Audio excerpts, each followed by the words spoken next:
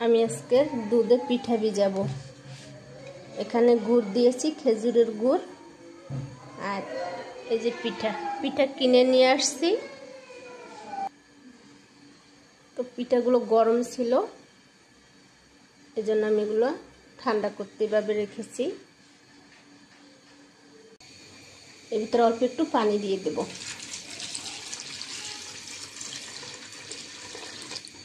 বিসমিল্লাহ। চুলায় বসাই দিলাম আর এই পাশে দুধ গরম করতে দিলাম।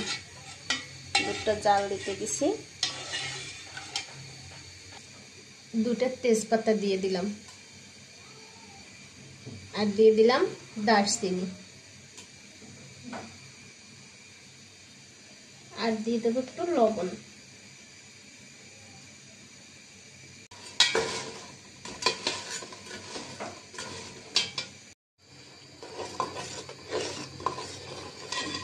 গুড়টা আমার হয়ে গেছে, এটা এখন নামাবো, ঠান্ডা করতে দেব। তারপর আমি এর ভিতরে দুধ দেব।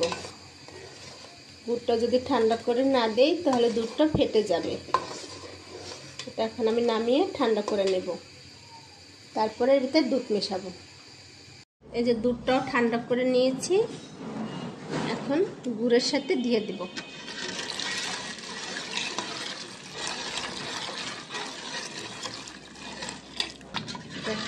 আমি এই যে দুধটা মিশিয়ে নিয়েছি। আমি এখন এর ভিতরে পিঠাগুলো দিয়ে দেব।